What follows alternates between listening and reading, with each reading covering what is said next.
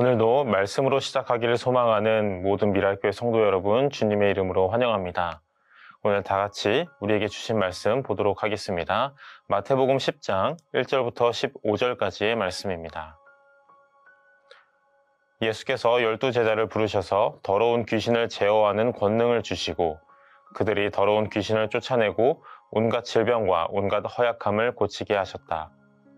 12사도의 이름은 이러하다. 첫째로 베드로라고 부르는 시몬과 그의 동생 안드레와 세베대의 아들 야고보와 그의 동생 요한과 빌립과 바돌로메와 도마와 세리마테와 알페오의 아들 야고보와 다데오와 열혈당원 시몬과 예수를 넘겨준 가룟 사람 유다이다.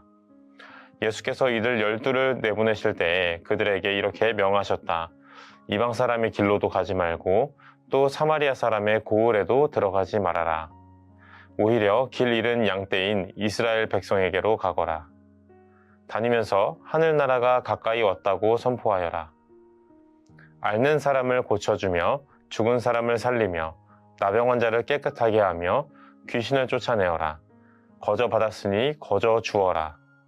전대에 금화도 은화도 동전도 넣어가지고 다니지 말아라.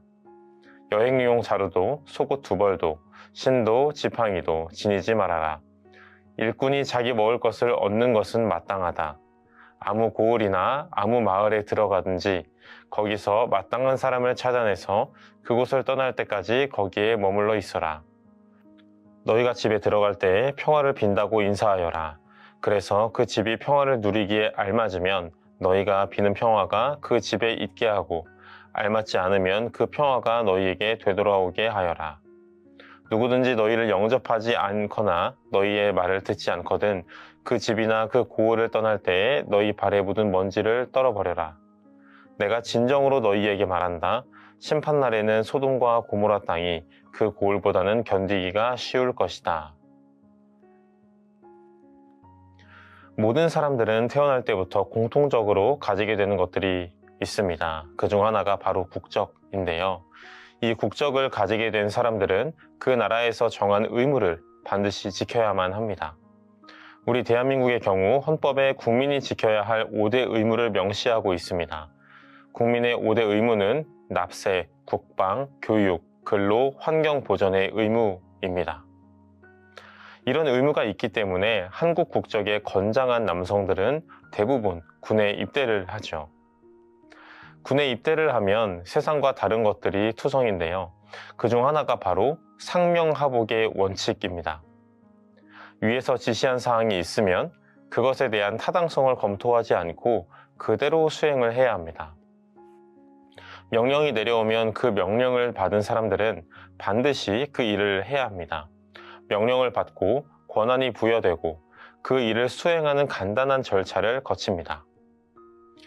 오늘 본문에서도 이와 비슷한 절차로 제자들에게 임무가 주어집니다.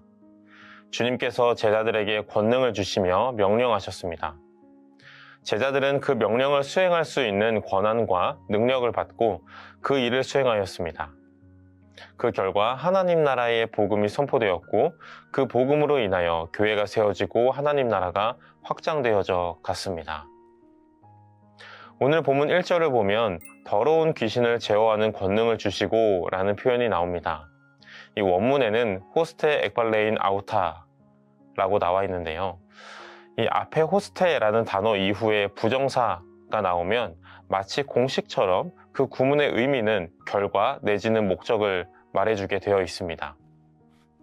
그러니까 이 구문의 본 의미를 잘 살펴보면 더러운 귀신을 제어할 수 있는 특정한 능력을 주셨다라는 말보다는 권능을 주신 목적을 설명하고 있다는 것을 알 수가 있습니다. 따라서 더러운 귀신을 제어하도록 권능을 주셨다라는 의미가 되겠죠. 예수님께서 제자들에게 권능을 주셨는데 그 권능을 주신 목적이 더러운 귀신을 제어하도록 하시기 위해 주셨다라는 것입니다. 그래서 더러운 귀신을 제어하고 온갖 질병과 허약함을 고치게 되는 것이죠. 그 권능을 받고 수행해야 할 일들을 보면 참 의아합니다. 귀신을 제어하고 온갖 질병과 허약함을 고치는 권한과 능력은 본래 예수님만 가지고 계셨습니다. 그랬기 때문에 당시에도 혼미케 하는 영들이 치료를 하는 등의 신비한 일들을 하긴 했지만 모두 결과가 좋지 않았고 근본적으로는 괜찮아지지도 않았습니다. 왜냐하면 이것을 사용할 수 있는 권한과 능력은 오직 주님께만 있었기 때문입니다. 그런데 그 권한과 능력을 이제는 제자들에게 직접 부여하셨습니다. 나아가 그들에게 복음을 전하게 하셔서 이미 임했지만 아직은 완전히 드러나지 않은 하나님 나라의 도래를 선포하도록 하셨습니다. 더러운 영들을 쫓아내고 병자들을 고쳐주며 복음을 선포하고 가르치는 사역은 예수님께서 이 땅에 성육신하셔서 직접 하신 사역이었습니다. 그런데 그 예수님의 사역을 이제는 당신이 친히 불러 모으신 그 제자들에게 맡기셨습니다. 예수님께서 가지고 계셨던 권한과 능력을 그들에게 부여하셨죠. 그래서 이 일을 맡게 된 제자들은 더러운 영들을 쫓아내고 병자들을 고쳐주며 하나님 나라의 도래, 곧 그리스도께서 선포하셨던 그 복음을 전하게 되었습니다. 그 일들을 통해 주님께서는 이 땅에 교회들을 세우시고 하나님 나라를 확장해 가셨습니다. 우리 주님은 제자들에게 주님께서 하셨던 그 사역을 하도록 명하셨고, 제자들은 주님께서 가지고 계셨던 그 권한과 능력을 받아서 사역에 임했으며 그 결과 교회가 세워졌습니다. 이때 중요한 것은 제자들이 자신들에게 맡겨진 사역을 감당해 나아갈 때에 주님께서 보여주셨던 방향성과 태도 역시 그대로 견지해야 했다라는 것입니다. 5절과 6절을 보면 주님은 이방 사람들이나 사마리아에게 가지 말고 길 잃은 양떼인 이스라엘에게 가서 복음을 전하라고 하셨습니다. 이 대목을 통해 주님께서 이 땅에 하나님 나라의 복음이 임하고 교회를 세우시기 위해서 어떠한 방향성을 가지고 사역하셨는지를 엿볼 수가 있습니다. 예수님께서는 이 땅에 성육신하셨던 그날부터 세상이 좋다고 여겨지는 모습과는 완전히 반대의 모습으로 오셨습니다. 태어난 장소, 성장 과정 등의 모습이 이 세상에 봤을 때 좋다라고 여겨지는 그런 모습이 아니었습니다.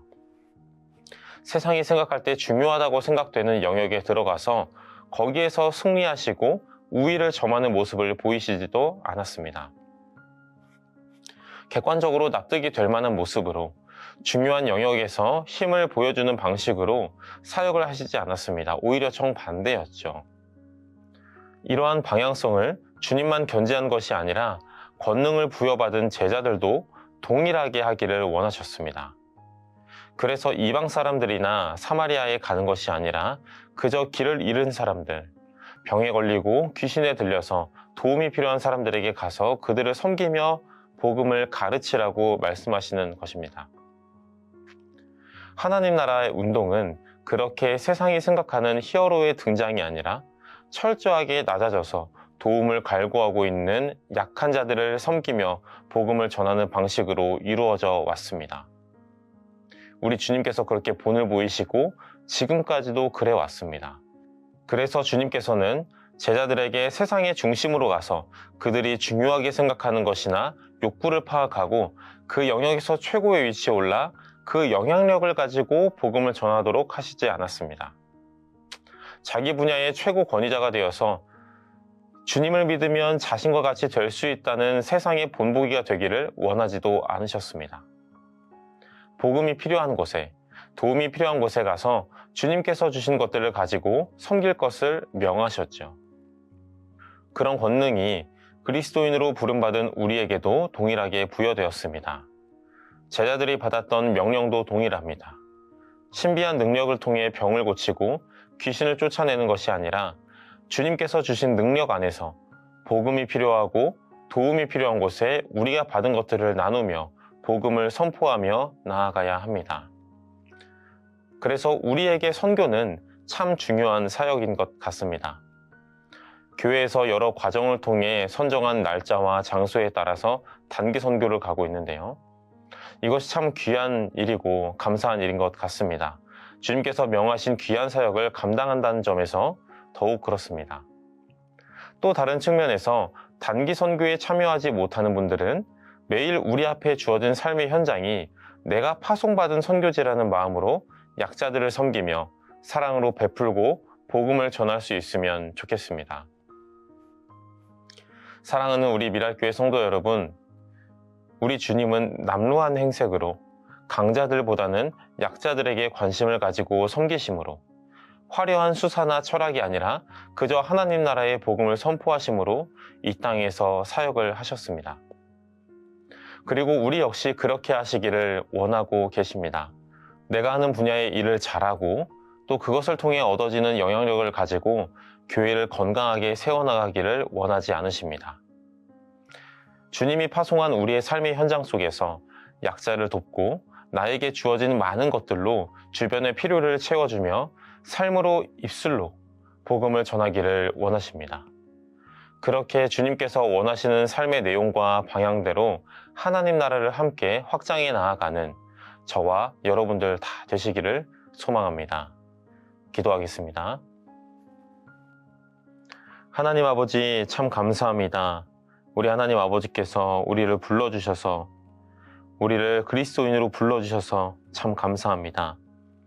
하나님 아버지, 그리스도께서 우리에게 부여하신 것처럼 그분께서 맡겨주신 우리의 귀한 사역들을 우리가 정말 주님께서 원하시는 방향대로 잘 감당해 나아갈 수 있도록 도와주시고, 특별히 예수님께서 그러셨던 것처럼 강자들보다는 약자들에게 집중하고 그들을 섬기고 그들의 필요를 채워주며 우리가 살아가는 모든 삶의 현장들이 주님께서 파송하신 그 선교지임을 기억하여서 복음을 전하며 나아가는 우리 귀한 우리 미랄교회 성도님들 다 될 수 있도록 주님께서 함께하여 주시옵소서. 날마다 살아가는 그 현장 속에서 우리가 주님께서 우리에게 명하신 바를 잊지 않고 나아갈 수 있도록 도와주시고, 우리의 삶으로 또 우리의 입술로 날마다 복음을 전하며 그렇게 함께 하나님 나라를 확장해 나아갈 수 있도록 주님께서 우리와 함께하여 주시옵소서. 감사합니다. 거룩하신 예수님의 이름으로 기도합니다. 아멘.